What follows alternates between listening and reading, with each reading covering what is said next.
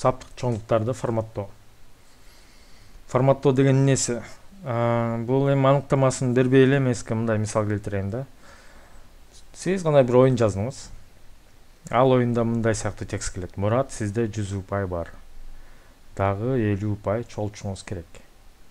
Мында Мурат деген ордуна башка бир адам келиши мүмкүн. Мисалы Айбек. 100 ордуна 200, 50 ордуна бир башка сан келиши мүмкүн. Булар башкача айтканда өзгөлөр өзгөрмө катары келет. Аларды кантип ушу тексттерге салып коебуз. Жанагындай кошуу менен деле салып койсо болот. Келиңиздер, муну мисал катары код менен көрсөтүп берейин. Булар мондай текст керек бизге. Мисалы оюнчунун аты Мурат дейли. Упайлар болсо points дейли. Анан 50 упай чогултушуңуз керек дейт. 50 деген needed, сизге дагы керек 50 дейли. Бул нерселер ошо оюндун логикасы аркылуу, оюндун бир программалары менен келген экен. Биздин азыр жазып аткан кодубуз кичинекей жерин, кичинекей бир ролун аткарат дейли. Анан result дейли. Макул текст деп эле коелучу. Текст барабар айтабыз. Name кошулган. Үтүр анан кетти, үтүр.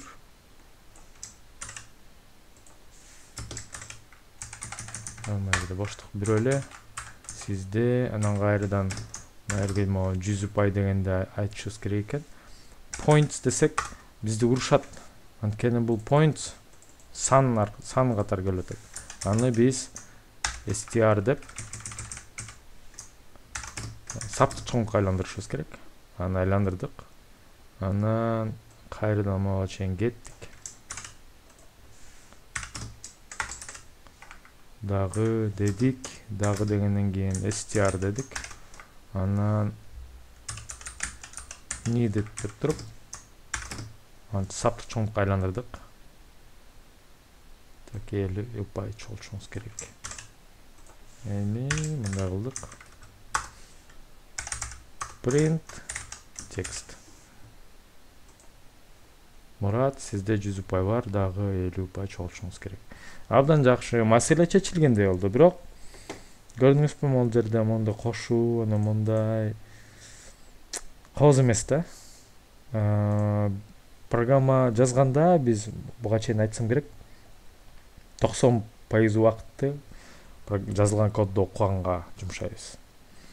10% убакытты код жазганга жумшайбыз. Ошондо биз кийин өзүбүз эле кайра кыйналабыз да, мондай кодду окуй албайчы, бу жерде эмне болуп атат деп жаман кыйналабыз. Ошон үчүн таза код жазганга программисттер үндөлөт. Таза код жазгыла деп бирибизге айтып турабыз, өзүбүзгө айтып турабыз. Эми бул жерде жаңы эле бул комментарийлер жөнүндө айтпай калып турам.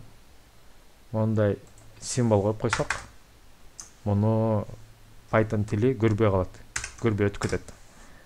Азырынча кереги жок деп, муну азырынча жөн эле мындай көмүскө алып койдум дейли, комментарийлеп койдум. Бир жол бар. Форматтоонун мына эски жолу. Мурун элдин баары ушундой жазчу, ошон үчүн кээде ошондой сыяктуу тексттерди көрүп калышыңыздар мүмкүн, ушундай коддорду. Анан доллардын мондай кылып name'ге, points'ко жана needed'ге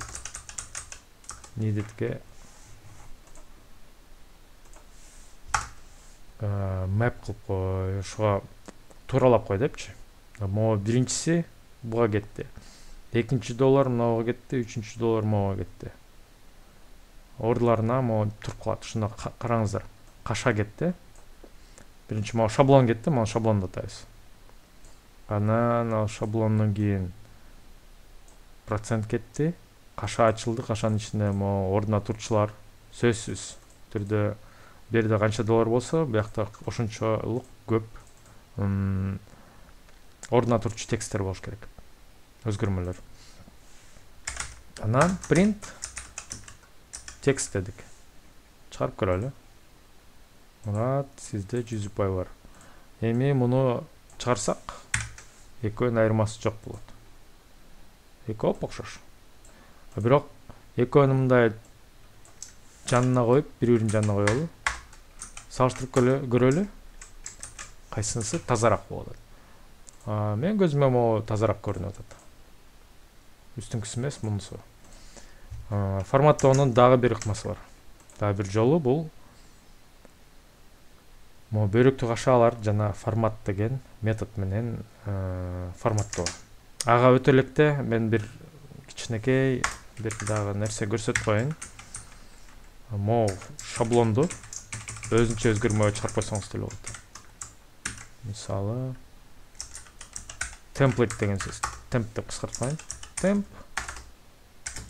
Template өзгөрмө аталышы мындай жөн эле T деп койсоңуздар, же айырмасы жок, өзүңүздүн атыңызды жазып койсоңуз керек болсо. Мындай өзгөрмө чыгардыңыз. Анан мындай иштетсеңиз, иштеп кете берет да. Принттен алып коюп турам. Кээде өтө узун сап болуп кеткен үчүн мындай кылып кыскартып коебуз. Ошо өзгөрмө чыгарып коебуз, андан кийин форматтоону бердин аткарып коебуз. Эми кийинки ыкмага өтөлү. Тагы ушу сыяктуу шаблон жазам. Бирок мен могу доллардын ордуна мындай бөйрөктүк каша жазам.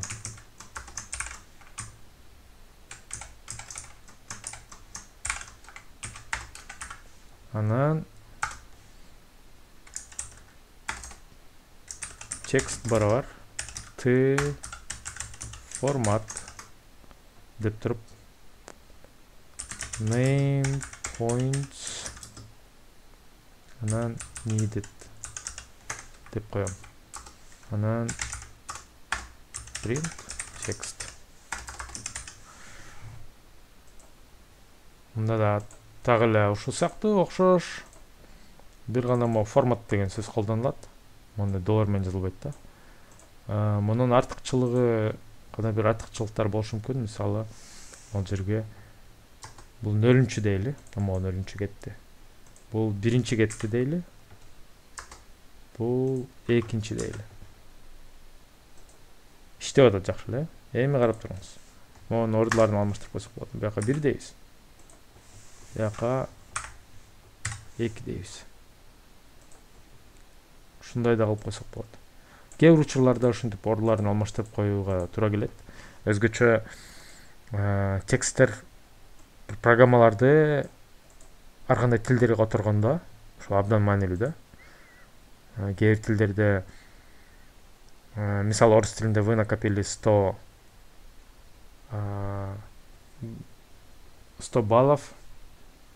Ушундай жазгандай кылып кээ бир тилдерде моундай нерселер баяндалып калышы мүмкүн, кээ бирлер ордун менен алмашышы мүмкүн. Ошон үчүн мындай маанисине жараша, мындай кулакка жагымдуу болсун дегенде ушундай манипуляцияларды кылуу зарыл болот. Ошон үчүн